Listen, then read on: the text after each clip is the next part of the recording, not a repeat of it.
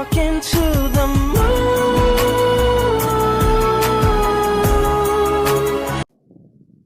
Assalamualaikum semua.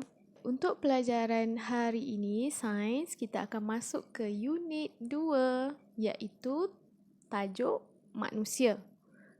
Alright, apa yang kita nak belajar dalam unit 2 ni, manusia?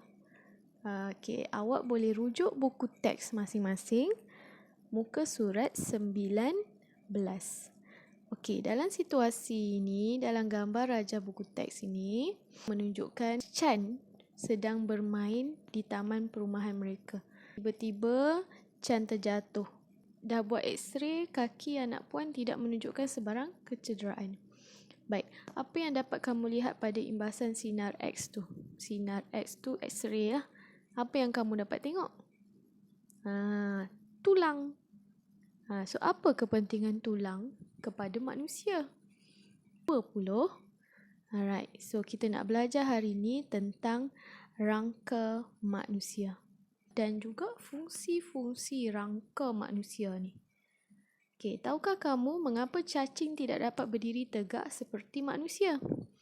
Okay, cacing tidak dapat berdiri tegak kerana cacing tidak mempunyai tulang seperti manusia. Tulang-tulang di dalam tubuh manusia membentuk satu sistem yang dikenali sebagai sistem rangka manusia. Okey, tulang-tulang dalam badan kita ni dipanggil sistem rangka manusia. Baik, apa ulat tu cakap? Tanpa sistem rangka, kamu mungkin terpaksa menjala untuk bergerak seperti saya. Kalau kita tak ada tulang, macam cacing lah kita bergerak. Okey, tengok kepada guru kat bawah. Sistem rangka manusia ini dibina daripada tulang-tulang di dalam badan. Bagaimana rangka utama manusia berfungsi? Baik, dalam tahun 5 yang kita perlu tahu, ada beberapa rangka utama manusia. Okey, yang pertama adalah tengkorak. Okey, rangka yang awak perlu tahu. Kedua, tulang rusuk. Di sini tulang rusuk ni. Okey. Kemudian tulang belakang. Okey, tulang belakang yang berada di belakang badan kita. Kemudian tulang tangan dan juga tulang kaki. Kat bawah tulang kaki. Ini antara rangka utama yang awak perlu tahu. Baik, untuk tengkorak, apa fungsi tengkorak? Fungsi tengkorak adalah untuk melindungi otak manusia daripada tercedera. Okey, kita tengok gambar rajah kat bawah. Main bola, bola terkena dekat kepala. So, tengkorak melindungi otak kita daripada kecederaan. Otak ni sangat penting. Okay, otak lah yang mengawal tubuh badan kita. Jadi, kalau otak rosak, seluruh badan kita tidak boleh berfungsi dengan baik. Jadi, nak jaga otak, Allah buat tengkorak. Yang kedua, seterusnya, muka surat 21, apa fungsi tulang belakang? Tulang belakang berfungsi untuk menyokong tubuh. Tengok pada gambar rajah ni. Okey, boleh ke depan, ke belakang, ke kiri, ke kanan. Okey, kita boleh berdiri dengan tegak. Semuanya disebabkan oleh tulang belakang. Apa pula fungsi tulang rusuk? Ini tulang rusuk ni. Okey, tulang rusuk berfungsi untuk melindungi organ dalaman seperti paru-paru dan jantung. Organ dalaman paru-paru penting untuk manusia bernafas. Kalau terluka, main bola, terkena, pecah paru-paru, dah tak boleh berfungsi dengan baik, sakitlah manusia tu. Tulang rusuk juga melindungi jantung. Jantung pun organ yang penting untuk badan kita. Baik, so itu fungsi tulang rusuk, melindungi organ dalaman. Okey, seterusnya tulang kaki dan juga tulang tangan. Apa fungsi tulang kaki dan tulang tangan?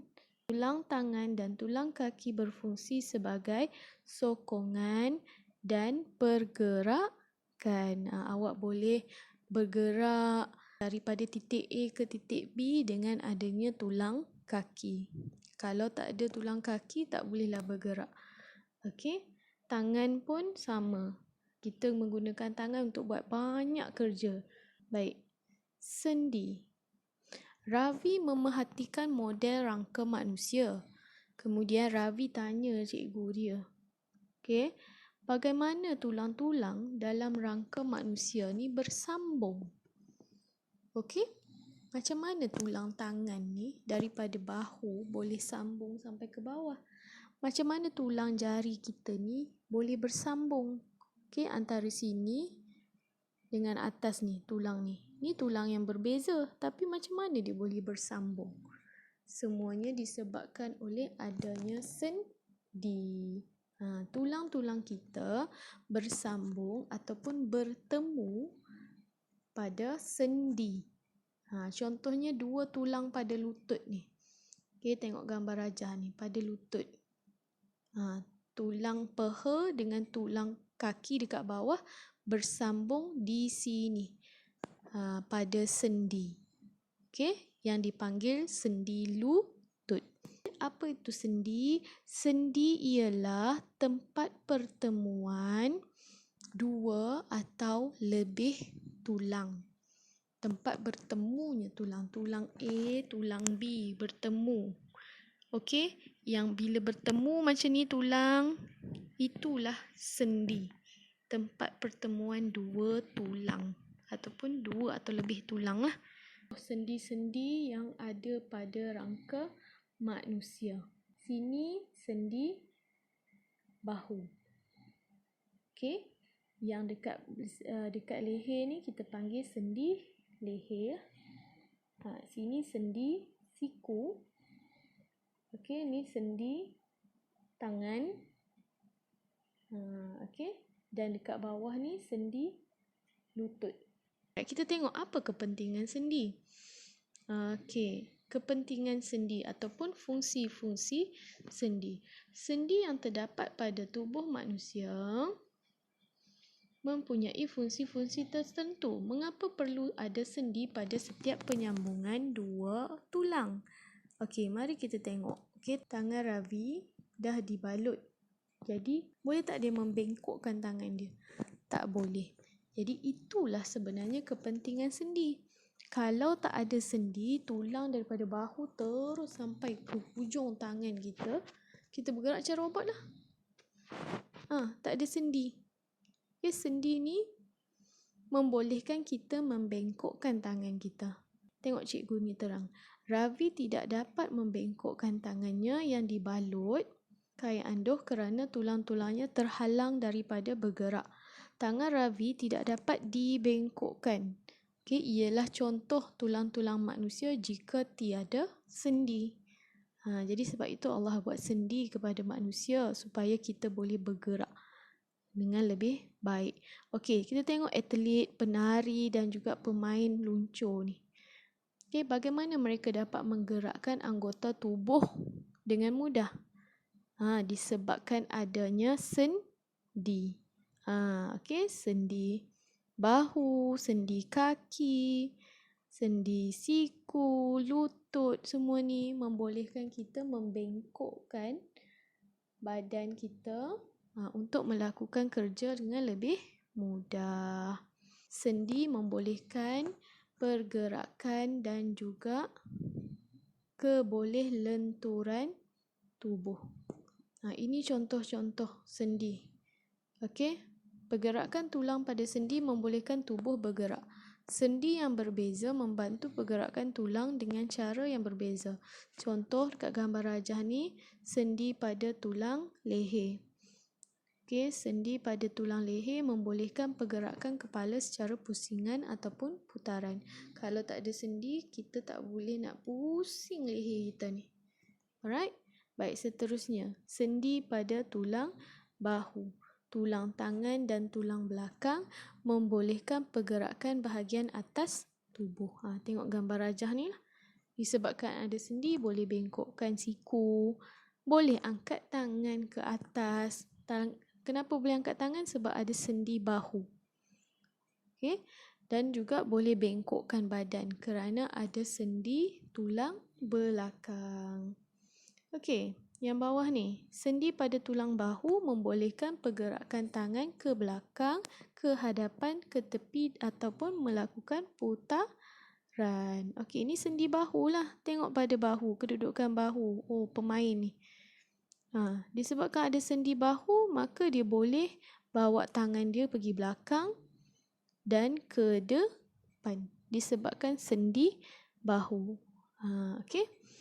Sendi pada tulang lutut dan tulang pinggul membolehkan kaki dibengkok dan diluruskan. Baik, jadi kesimpulannya pada hari ini kita dah belajar tentang sistem rangka manusia. Rangka yang perlu awak tahu adalah tengkorak, tulang rusuk, tulang belakang, tulang tangan dan juga tulang kaki. Dia cikgu dah terang kepada kamu apa fungsi-fungsi rangka ni. Tengkorak, tulang belakang dan sebagainya. Okey, seterusnya kita belajar tentang sendi. Awak tahu ada sendi bahu, sendi siku, sendi lutut, sendi leher, tulang belakang dan sebagainya. Kemudian cikgu terangkan fungsi-fungsi sendi. Fungsi sendi ni membolehkan pergerakan dan juga boleh membuat kelenturan tubuh badan kita. Baik, untuk tugasan pada hari ini, mengukuhkan kefahaman kamu, cikgu nak awak buka muka surat 46, buku teks. Salin soalan ini, nombor 1, nombor 2. Okey, untuk gambar rajah, awak boleh photostat ataupun ambil daripada internet, gunting dan tampal. Okey, soalan 1, 2 dan juga soalan nombor 3. Sikit saja. Soalan nombor 3.